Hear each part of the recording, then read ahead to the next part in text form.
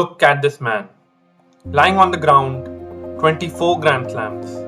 More than Nadal, more than Federer, more than anyone who has ever touched a tennis racket. And the crowd, they are going insane. Not booing, actually cheering. Genuinely, loudly cheering for Novak Djokovic. Which is quite weird because for most of his career, they weren't. So, what changed? And more importantly, why did it take them so long? Now, here's something every sports fan knows but never thinks about. We love underdogs.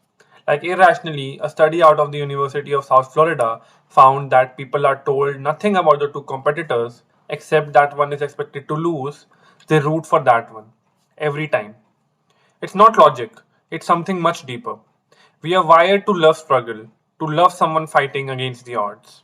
And that's what makes Novak Djokovic's story so strange because he was that person. He literally was the underdog. During the happy birthday song, there was a plane just flying over, You can't really comprehend how horrifying and scary that experience is and how helpless you are. I mean, you are here on the ground and someone is flying over and just dropping bomb in a second and just disappearing. He grew up in Serbia during the NATO bombings in the 90s. He trained in war zone, practiced in an empty swimming pool because there were no indoor courts. His country was isolated from the world, and still, this kid decided that he was going to be the best tennis player on the planet. Now that's an underdog story. That's literally a movie. So why did nobody care?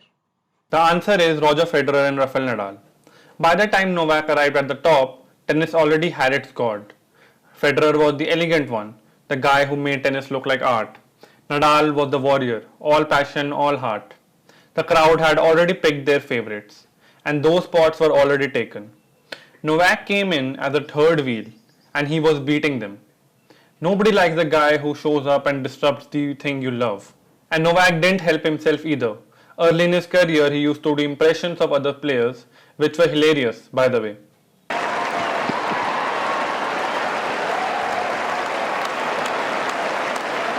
But it rubbed people the wrong way. He was a new guy making fun of the old legends. The crowd didn't forgive him easily. So here's the paradox. The kid who grew up in a war zone against impossible odds becomes the greatest, and the world treats him like the villain. U.S. Open that so many are talking about. Top-ranked tennis superstar Novak Djokovic abruptly disqualified from the tournament after he hit a ball toward the backboard and struck a line judge in the throat. And then the things got worse. 2020 US Open, he accidentally hits a ball that strikes a line judge. He gets defaulted from the tournament while he was favourite to win. Social media destroyed him. And then the COVID vaccine controversy. He refuses to get vaccinated, gets deported from Australia, misses the Australian Open. To begin in Melbourne, without its defending men's champion, Novak Djokovic has been deported after losing his legal challenge to the cancelling of his visa.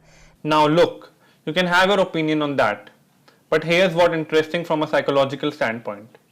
Even his mistakes didn't make people root for him. Usually when a public figure falls, we soften, we humanize them, and we root for the comeback. But not with Novak. The hate just got louder. Why? Because by this point the narrative was set. He was the villain, and once that story is written about someone, it's almost impossible to rewrite it. Almost. Now here comes 2023 US Open. Novak comes back. Vaccinated or not, this time he's allowed in. He's 36 years old, he's had knee injury, he's playing in the country that arguably gave him the most grief. And something shifts. Maybe it was his age, maybe it was the fact that Federer had retired and Nadal was fading, or that people suddenly realized that this guy is the last one, the last of the golden era, and he's still here.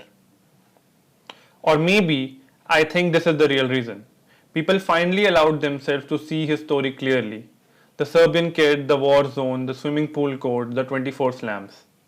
We finally gave him the underdog label he earned 2 decades ago. And when he collapsed on that court, the image right there, it wasn't just a tennis player winning a tournament. It was the underdog finally getting his moment. Now here's what I think this story tells us about ourselves. We don't just root for underdogs because we like a good story. We root for underdogs because we see ourselves in them. The struggle, the doubt, the world not believing in you. Now that's the video. If you're new here, GlobeDisc is where we tell stories like this. Subscribe if that's your thing. Thanks for watching. See you next time.